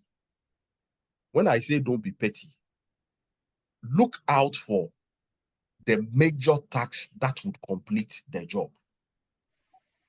Okay, look up for the major tax that would complete the job and put those tax there. If you want to, the process involves you jacking the tie. You don't tell me that, okay, bringing the jack from the booth is a tax. That's singular, bringing the jack from the booth. No, so you need a jack. Jack comes with what? Put all of that together as a major tax, and then everybody will see that you are doing a diligent job. But if you say, bring the jack from the booth, then the next moment will put a mat under the car and then start jacking and all of that. Putting the mat under a car, what does it go with? What does it go with? And so do a JHA that is detailed and that answers all the questions, but don't be petty in the tax that you list. List those major tax that would cover the essential portions of the job. Okay. What's your question?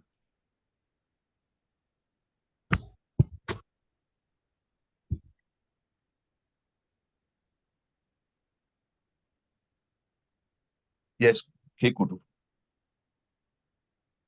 Hello, sir. Good evening. Hi. Yeah.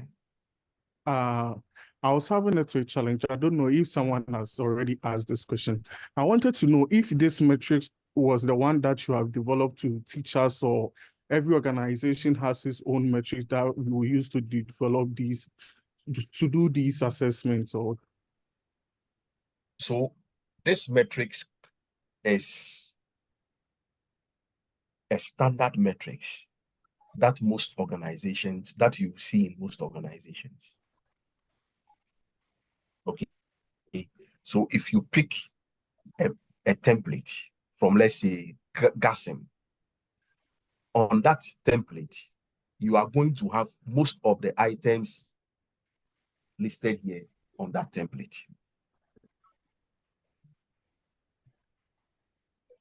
Mr. Kudu. Okay, so thank you very much.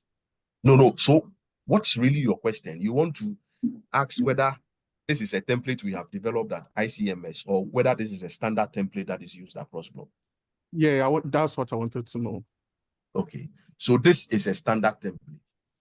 Okay. But I will show you what will vary. If you went into an organization and they don't do hot work, you won't see it as a permit. Okay.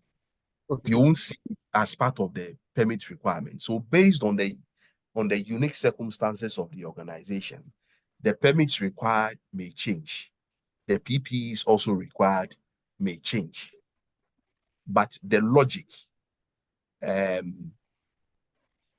risk level, the severity, identifying potential hazards, putting in control, residual risk is a standard that you follow in all instances. Okay. Okay, sir. All right. Thank you. What will follow after this will be an assignment. And so, where is Portia? Where is Portia?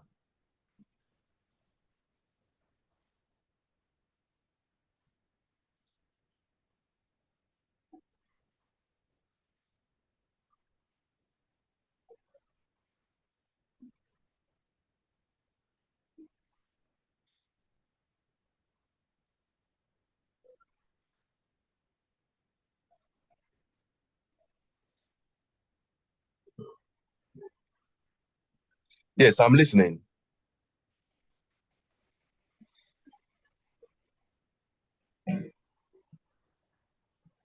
Hello, Peggy, what do you have to say?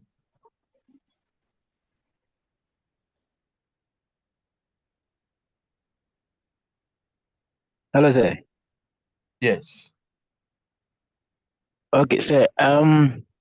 In our previous job hazard analysis, we listed some process involved. Some 5 process, which is the select the job or tasks to be analyzed, break down the job or task into steps, identify the potential hazards, assess the risks, and develop controls. So among these five processes which is involved, do we have to also consider training? Oh, so we captured training as an administrative. So yesterday when we looked at the hierarchy of control, okay. Yesterday when we looked at the hierarchy of control, that's where we place training. Okay, training, policy, SOPs, all falls under administrative. Okay. Okay, sir. Thank you so much. Yes. So what we have just done is to look at the quantitative. Okay. And there is another simple tool, which is the qualitative. So the qualitative is just descriptive. It's just descriptive, and it has no numbers qualifying it. And so typically, I will share my screen with you soon. Just give me a moment. I will share my screen with you soon. That's the last conversation that we will have. And on that one, it is just the colors and the interpretation that you would use to determine. Okay, so you don't have numbers in, but you would have low, medium, high, and extreme. Okay, low, medium, high, and extreme. And as we said, once you have your numbers, all the green areas, we know that all the green areas are low. All the areas that corresponds to yellow are medium. All the areas that corresponds to orange are high, and then the extreme areas are the red highlighted areas. I will share my screen with you shortly, and then we'll look at that, and then we can call it a weekend. Emmanuel, why is your hand up? Yes, good evening. Yes. I just want to add up. Please go ahead. Okay, so in my organization, when I'm conducting the job hazard analysis, we have a part called hold point. We have a part. Say that again. You have what? We have a part on our JHA called hold point. Okay. Hold point. So the hazard identity. Hold point. Yes, hold point. Okay. So the hazard identified, even though you have find the best control measure to mitigate that hazard identified, but your supervisor may indicate that step to be a hold point. And that hold point means that it needs your supervisor's presence before you can pass through that, that step. Your supervisor needs to be present there before that step will be executed. I think that's the difference what you're teaching us now and what we are currently having. Okay, so explain that again. The hold point. Yes. So the on the steps, the job steps, you know, we have hazard for each task, and then you also have the control for each task.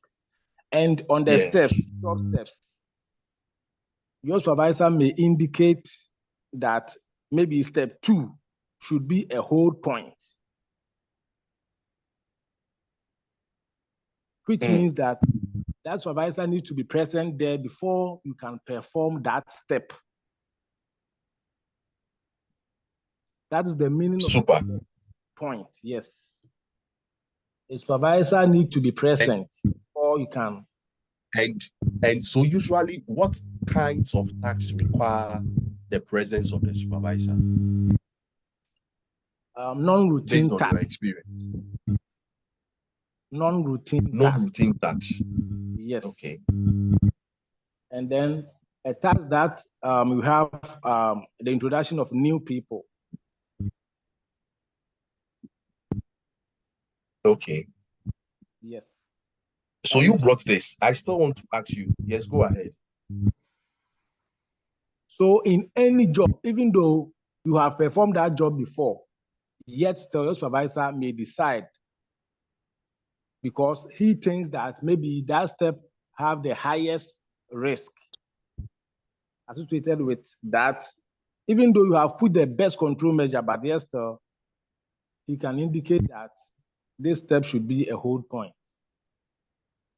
Okay. Which requires the presence of the supervisor to get the job done. Yes. To get that particular, not all the job, but that particular step completed. Okay. Yes. Okay. Super. So spare me the next 5 minutes. I would want to share my screen, and then we'll look at the last item. The document is downloading now, and when it's finished downloading, we'll just discuss that and proceed. Any more question? Let me go to the chat area. Any questions there? Oh, sir, my hand has been up for a while, but okay, go ahead, Benjamin. Go ahead. Okay. Please, I understand the residual risk score, and I realize somebody asked the question if there are different stakeholders, and then you have multiple scores. So, for instance, if you have multiple scores in the residual risk scores, are you going to add up?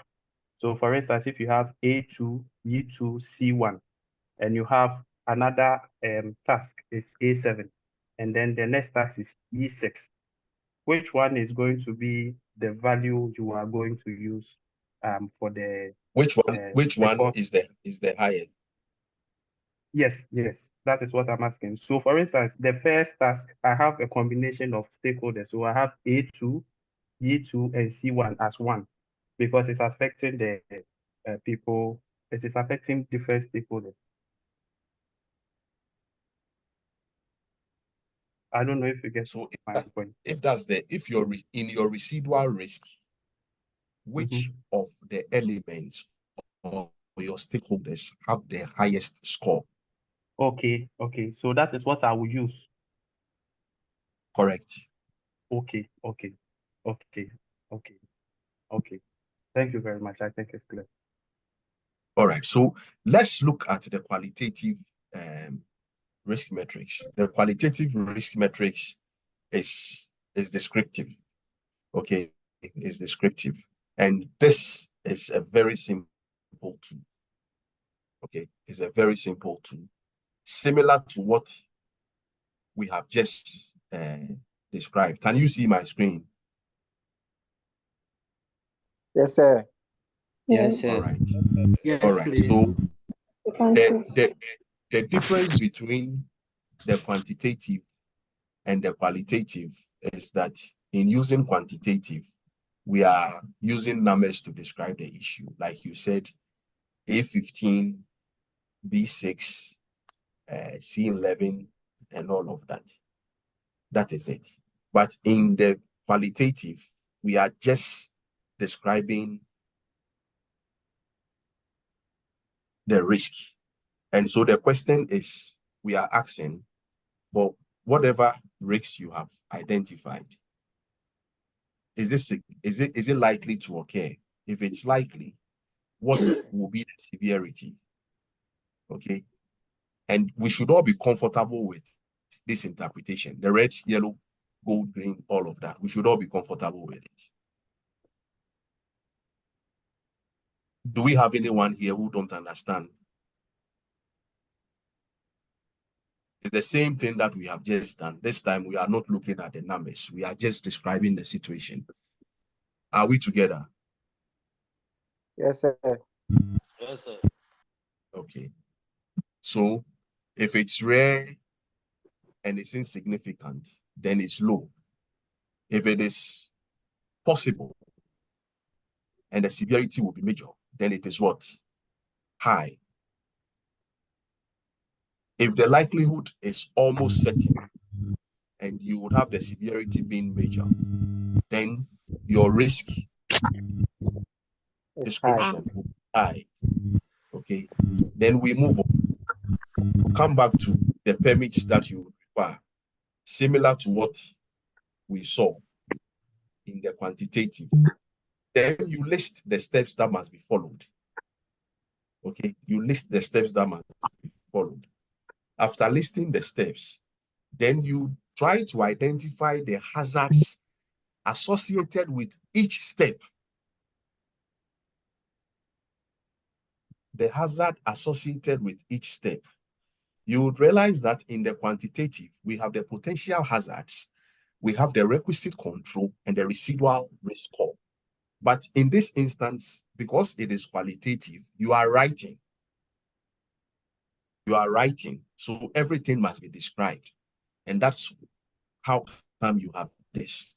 So your potential hazards, you list your potential hazards. Okay, the potential hazards associated with each of the tasks that you have here. These are the tasks that you have. Okay, this is it. Now, when you come to tax one, what are the potential hazards associated with tax one? You list all of them. You list all of them. Then you move on. Who are the stakeholders who will be at risk? Richie Do, I don't like the feedback that I'm getting from you, please. Who are the stakeholders who are likely to be impacted?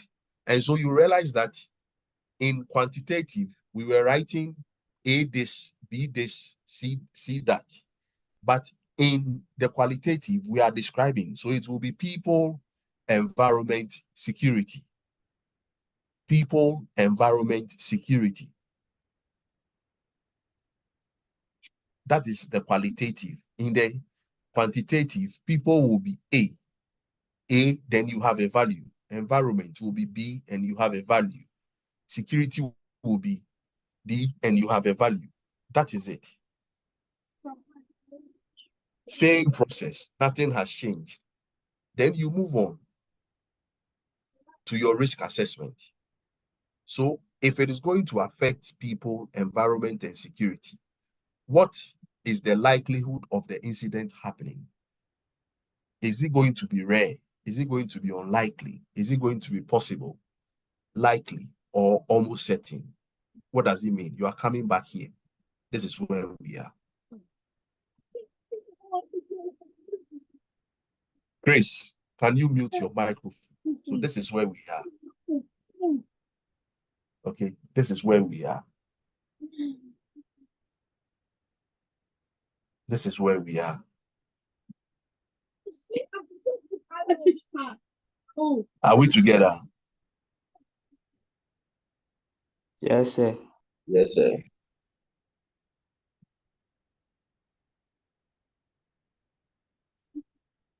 After you have identified those who will be impacted, the next thing will be the severity. So you've done the people who will be impacted. You have done the likelihood. For tax 1, is it likely? Is it unlikely? Is it going to be rare? Very descriptive. So you are writing, it will be likely. Then you write it there. Then you move on. When it comes to severity, is it going to be major, minor, insignificant? Then you write it, it will be major. Then you move on to what the risk level, or yes, what your initial risk level would be. Extreme, low, high. Same document. This is it. Then we come back. We list it there. Okay. Then that would bring us to the control measure. That will bring us to the control measure for tax 1. So whatever control measure you put in tax 1, what will be your residual risk? What will be your residual risk? We have already said that your risk level is going to be extreme, and then you implement a control that will bring your risk level to what? Low. So this usually is a bit descriptive, and you would realize that the quantitative is much simpler and straightforward. But when it comes to the qualitative, you would have to actually describe the situation and write it out. Okay, so these are the two forms that you would see in the organization, the qualitative and the quantitative. Quantitative, using numbers to describe; qualitative, being prescriptive, describing the situation and doing a lot of paperwork. Any question?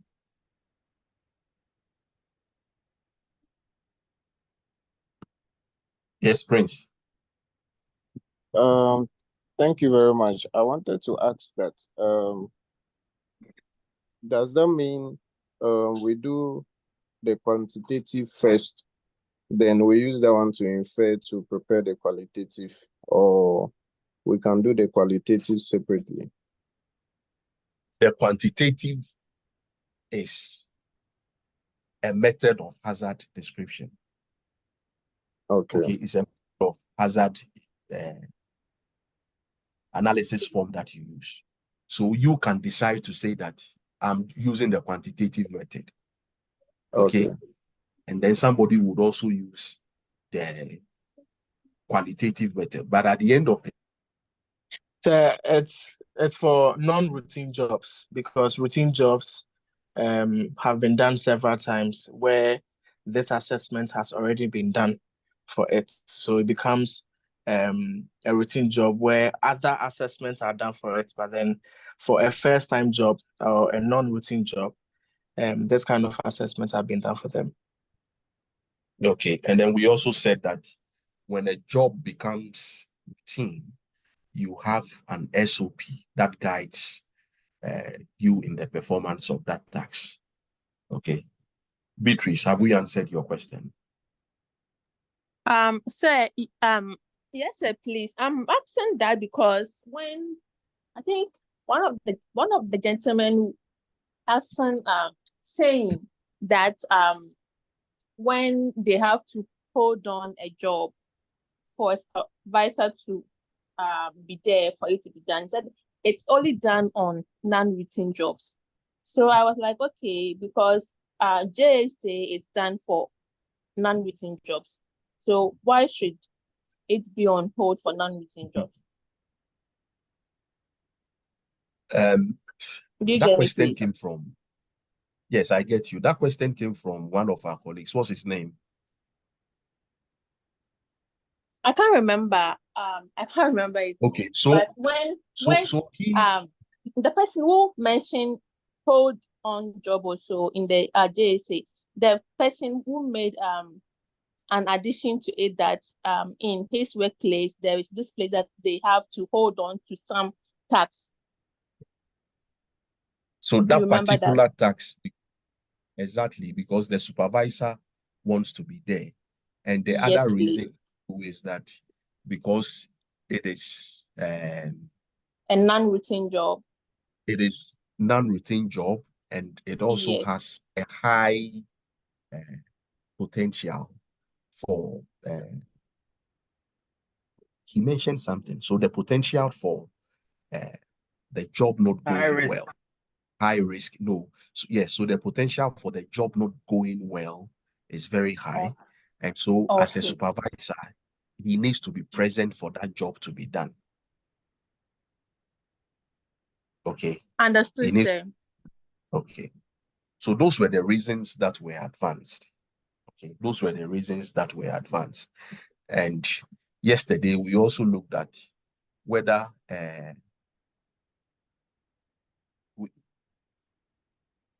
the conversation that we had yesterday, looking at whether all risk or how, yes, all hazards are controllable and uncontrollable and all of that. So over the past 2 weeks, we've had very interesting engagement. And what will follow now will be intensive assessment on your part. I just hope that we'll be able to do this assessment and do them effortlessly. At least if you followed the lecture over the period, you should be able to do all of this. Okay.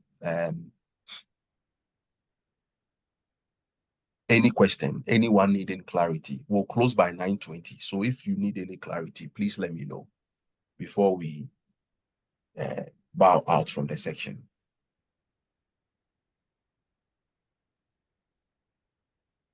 So group leaders, you are supposed to have an attendance list of all those who participate in your discussion.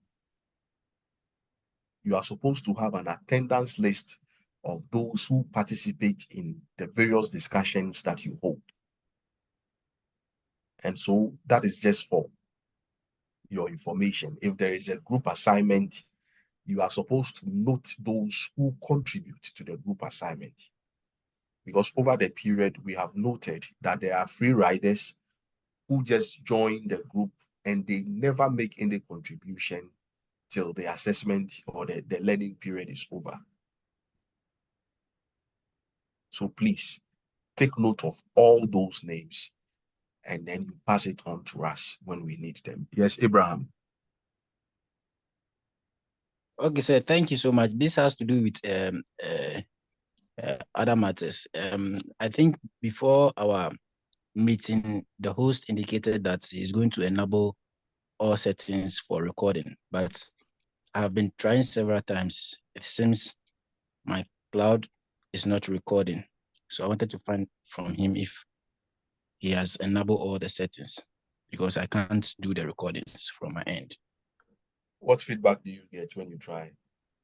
Okay, it tells me you can't send recording request, cloud recording request. Okay. Okay. So hello, Wilfred. Hi, So Gideon. that doesn't mean that today, no, but I have enabled someone is recording. About 5 people are recording. So please, Yes, but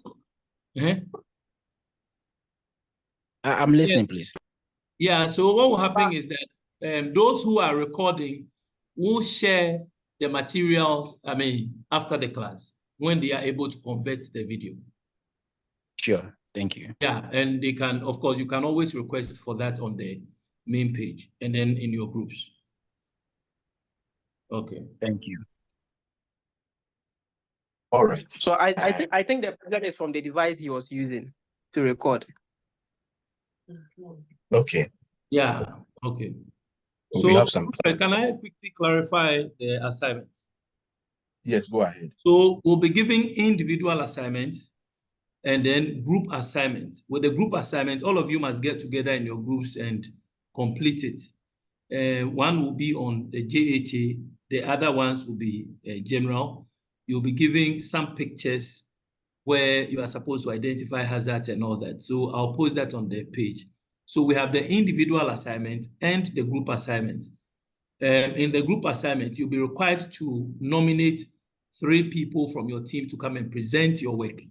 Based on the way they present the work, the group will be given marks. If they present the work and also to ask you if you like the rationale. If whatever mark they get will go for all the group members. So that's why we encourage everybody to participate and then contribute actively in your groups. So that is the announcement. I'll put it on the page. In fact, if you don't have a group, please send me a text and then I'll add you to a group. All right, so thank you.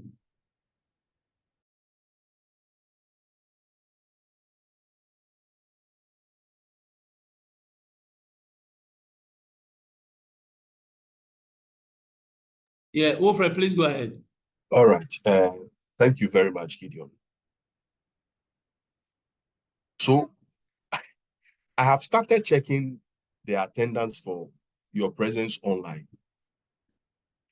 Maybe you didn't know, but I'm giving you this information. Your attendance to our online section is also very important. Your attendance, punctuality is key. Okay, because this is the only means through which our lecture is disseminated. And so it is very important that you also show up online. If for any reason you won't be available for any of the section, you need express permission from us to be absent. So just let's follow the rules and we'll all be fine. Because it is very likely that some of us will be disappointed in the long run. So let's follow the rules and avoid any surprises in the long run.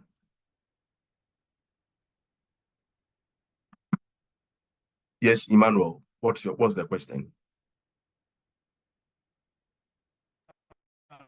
I just want to clarify things on the whole point. Quickly, 30 seconds. Okay. So after conducting the job hazard analysis in here, we send it to our supervisor to review it. So our supervisor will go through whatever you have written. He will go through and make sure that everything is intact before he will pen his signature on the job hazard analysis, that is the JHA form that you have completed. And he will go through and see the one that is having the highest residual risk.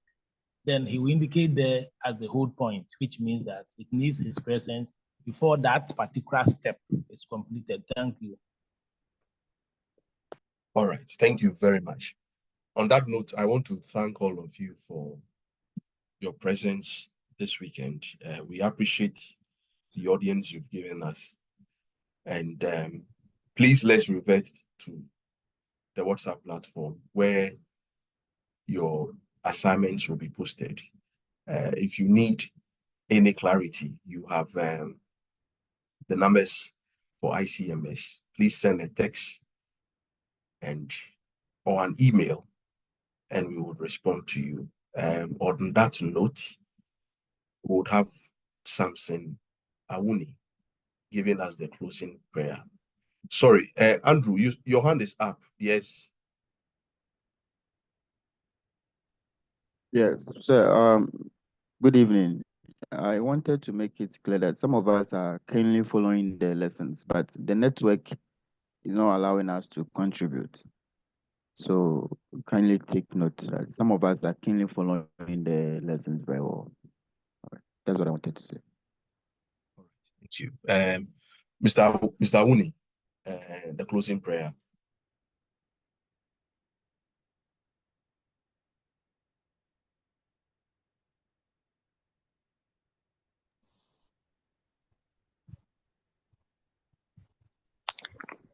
Gracious and ever living God, we thank you for tonight.